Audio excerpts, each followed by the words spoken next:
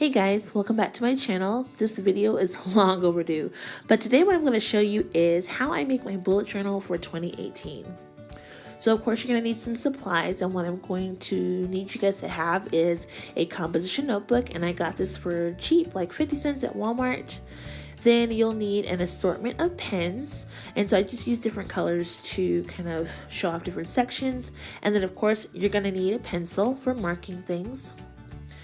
An assortment of washi tape. I love washi tape. I've got tons of it at home, and so these are just a few of the options that I have to choose from.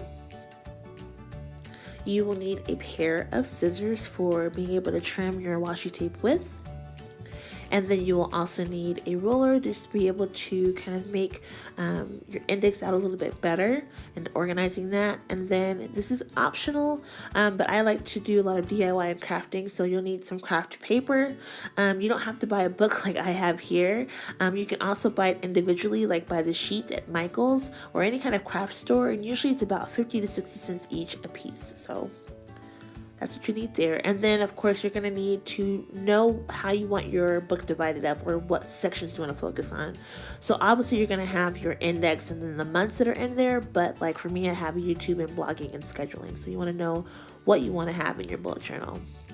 The next thing I do to get things started so that I can work on my bullet journal to create it is I just kind of break it in a little bit to make it easier to go through page to page and to label each page. And then the next thing I start with is I'm going to number my pages. So I do that with pen. And since this particular journal is 100 sheets, you're going to have basically 200 pages. So you're just going to go through in the bottom corners and number each page. And then what you're going to do now is start referring to your list now that you're done numbering your pages. So this first page here is going to be indexed, and then so on and so forth will be like your months and whatever sections you want to have. I do this in pencil, so that way once I'm done labeling each page, I can go back and decorate it with washi tape or write over that in pen as to what that section or heading is supposed to be. So like I'm starting off obviously with index, and then I'm writing in January, February, March. And what I end up doing is like pretty much what I did with my last bullet journal is when I'm done with that particular section, so January, February, March, I'm going to move on to my monthly to-dos, but I kind of like want to have like a break in there, so I put or mark down this next page as a positive quote. And that way, again, I've marked it that way, but I can go back through when I'm really ready to label up my bullet journal and decorate it. I can put a positive quote there. So again, I'm putting like this section is my monthly to-dos. So I've got January, February, and March to-dos. And that's that section, but at the end of this section, just to kind of have like a nice clean break or some type of divider, I'm going to mark the next page as a positive quote.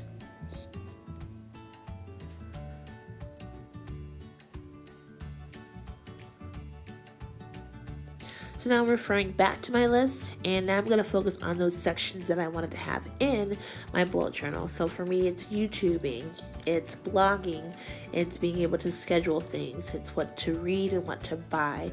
So those things might be a little bit different for you, and that's totally fine.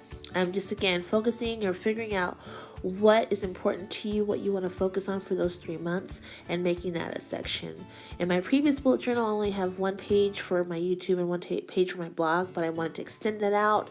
So if you're using bullet journals regularly, you'll be able to kind of figure out how you want that lined up, like how many pages you may want for something, if you need to increase or decrease something. So the next thing I'm marking here is my daily log section, and basically what ends up happening for me in my journal with the composition notebook is that I take it like the first section to the center of the book, and you'll be able to see in a composition notebook how it's broken down that way. But basically by the time I'm at the second half of the composition notebook, I'm starting the next section, which is my health and fitness log, my recipes, and my finances. So the first half of my composition notebook, or my bullet journal in this case, is just my different sections I want to focus on and my daily logs. And then the second half is going to be my last little bit And so what I ended up doing for this second half is I basically split it up numerically because my pages are already split or already labeled or numbered. And so I went from page 101 to page 151, and that's going to be my recipe section, page 151. And then from 151 to like page 175, that's going to be that section, but at 175 to the end is going to be my finances section.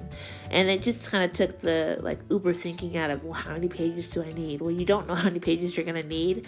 And that's what's great about using a bullet journal is if you're using it, at the end of the 3 months, you'll kind of know what you need to increase more of and decrease some of. So again, this last half, just divided it up numerically. So the first basically 50 pages is going to be for my health and fitness log, because to me, I need more pages for that. If I'm actually being intentional about my health and fitness log and using it, I'm going to need more pages than I would with my recipes and my finances. And so that's what you see me doing here. So hopefully that makes sense. I hope I didn't confuse you there.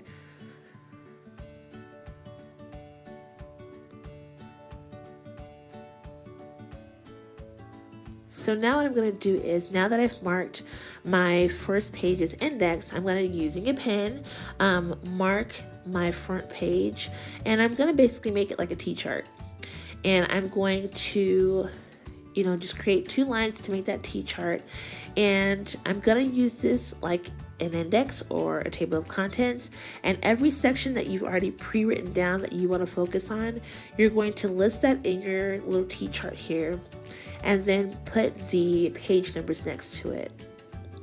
So like I'm giving it the heading of index, and then when I'm going through, like let's say like for right now, I'm looking at January, February, and March, and that's page 2, 3, and 4. So I'm going to go back through at the beginning here, and I'm going to write those months in there.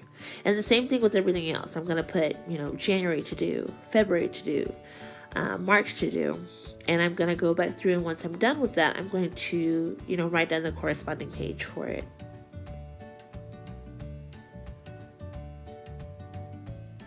And I got a little bit extra, if you want to call it that. I didn't have this or do this in my previous bullet journal, but I just kind of, again, gave like a subheading or something, or tried to give it a little bit more interest or division, and I made like an actual marking or section of month to do. And then underneath that, I put down, January to do, February to do, March to do.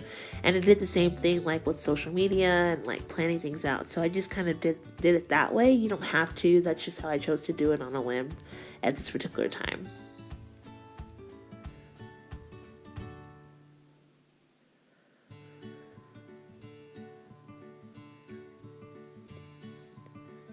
And then that's it. There you have it. So each section, subheading with its page number. And now we're going to use washi tape. And since I'm going to be using that craft paper, I'm going to choose this one, the different glitter ones, just because it's going to match better with the craft paper. And I just put the washi tape at the top of each page. And you don't have to do it that way. I've done it even at the bottom of the page before, but I'm only using the washi tape on the pages that are labeled or on the pages that have a heading. So like my daily log section, it's not going to have any washi tape on it. I don't need to have washi tape on every single page in that section. I'm just using it on pages like the different months and things like YouTube and blogging and the doodles and notes. And I'm just putting it there. And then when you're doing it here, like at the end of this page, then you're just going to take your scissors and just trim it off at the end. And then once you're done trimming it off there, you can go back through and label your page or give that heading that it needs in pen. So like these are the months that I have, and so I put down January, February, and March on the like corresponding pages for that. But you know what that is at this point because you've already marked it in pencil first. And then I just gave each section like a different color washi tape just to kind of give it some more interest, and to make it more festive for myself. So it's not that I don't use different planners or bullet journals that I can buy in the store. That's totally fine if you want to do it that way. It's just there's something about when you make something yourself and you put the time and the work into it that it just has a little bit more value, and you, at least for myself, I tend to use it more because it's geared for me, for my lifestyle. And I'm not having to do something or utilize something that's like pre-made out for me. So, yeah. And then, much like you did the index, you're going to do your month pages this way as well with the T-chart and labeling each day as opposed to like each section. And then I'm just going back in there and I am writing down back over, instead of like the day log in pencil, I'm writing it in pen. Beforehand, I would go onto like Avery and do something really cute, print it off, cut it out, glue it into my book, but I just thought this time around I would do it by hand. And I just kind of liked it that way. I just felt like it gave it a more personal touch. And I do the same thing like with my positive quotes. Any page that was labeled positive quotes, I looked at something on Google and I looked up like positive lifestyle quotes, and I just picked the ones that I really responded to, that I felt like were really motivating to me or were really encouraging, and I just wrote them in there, and then of course decorated it. And I may even go back and like put stickers or something in there, but again, this is your particular bullet journal, your notebook, so you make it your own.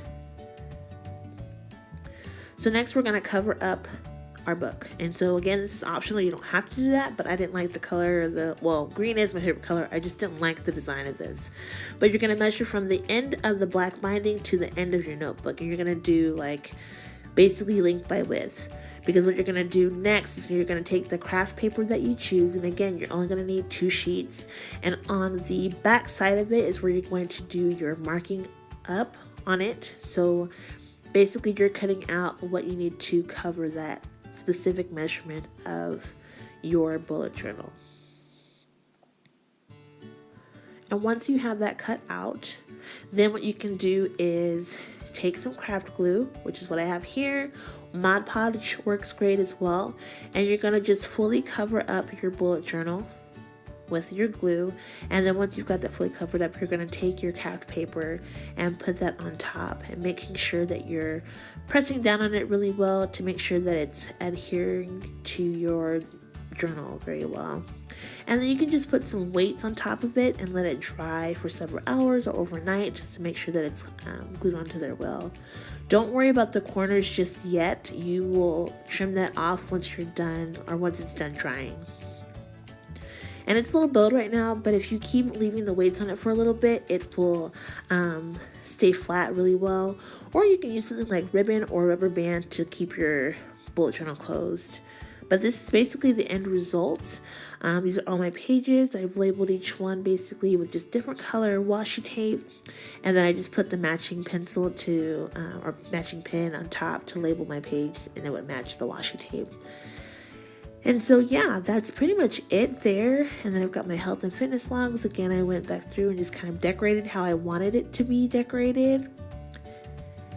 And then my next section that you'll see here would be my recipes section. And then again, I decorated it with like some fruit to make it look cute. And then the last little section is my finances section, and I put some little dollar bills in there as well to decorate it. And then I always print off my calendars that I need, just to have like an extra piece of reference or an extra visual. And then I also print off like weekly sheets. This one I'm trying, this is different. It helps you to focus on some different things. So like special events and kids appointments, like you don't need that. I mean, even though it says kids appointments period, like it's something I would focus on. And then like this one here, it's completely blank, but it's got something for each day of the week, something for goals and calls that you need to make. So I'm going to try that out and see how that works. And then I always have like another sheet that's focusing on like a different type of challenge, and so I'm going to try that out this particular month for January. But you guys, that's basically it. So if you found that this was helpful, definitely like this video, and if you're new here, please subscribe and then come back next week for a new video. Until then, bye.